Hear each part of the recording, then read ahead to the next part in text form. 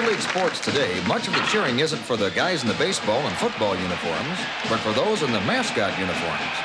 The St. Louis Cardinals have their Firebird. In Philadelphia, they have a creature called the Fanatic. In Pittsburgh, it's a parrot. Mascots are being discovered everywhere. In New York, Montreal, Baltimore, Oakland, Boston, Atlanta, and Houston. But this is San Diego's mascot. The man in the bag is Ted Giannoulas on his way to court. Before being forced to become the unknown mascot, Ted Giannoulas was known as the KGB Chicken, the big bird of baseball. Fans flocked to the stadium to cheer the chicken, even when the San Diego Padres were laying eggs. I turned into a folk hero of sorts. This is my 6th year of doing this kind of work now, and I'm enjoying it. It's more like a hobby, making people laugh. And at one sitting, listening to thousands of people laugh on some particular shtick or routine is really an emotional uplift. They really are spur-of-the-moment, improvisational, spontaneous ideas established in a sports setting, be it, for the most part, a Padre game or a football game.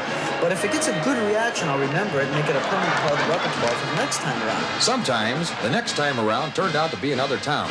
Chicken's fame spread, and fans were hollering to see the chicken strut his stuff, as he did here at a basketball game. Because he had flown the coop without permission, management at KGB Radio fired him.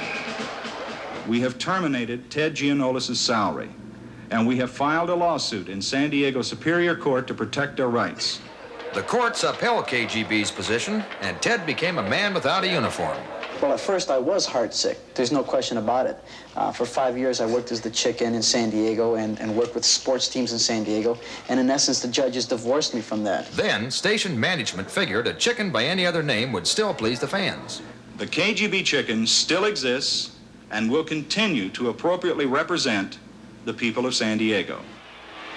But the fans booed the new chicken right out of the stadium. And pickets followed him wherever he appeared. KGB has an idea that we don't care who's in the chicken suit. They've suspended Ted. Ted's the person that San Diego for 4 years has fallen in love with as a KGB chicken. They think that just by replacing him with another person, we'll still keep the suit. We like the suit, that's it. It's not it. We want Ted in the suit. He's the one we love. I caught up with Ted at the San Diego Zoo. He didn't wish to appear on camera. He felt the fame belonged to the chicken.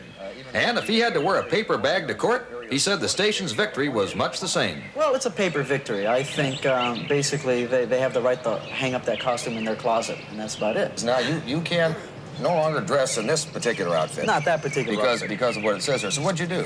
Well, I put some chicken ingenuity to work and sat down at the drafting table and designed my own costume.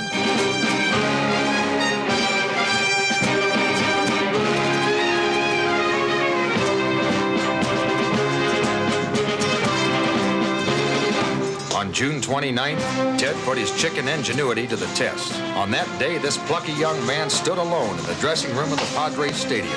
His heart pounded, and his nerves crackled as he strapped on his new yellow head with its orange beak.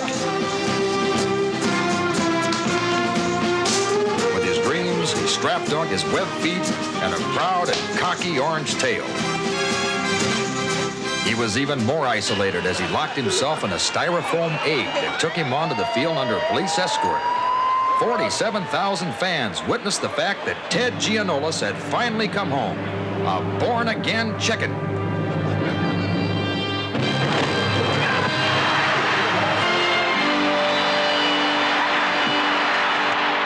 I was actually crying. I could not believe it. It was the most moving moment of my life.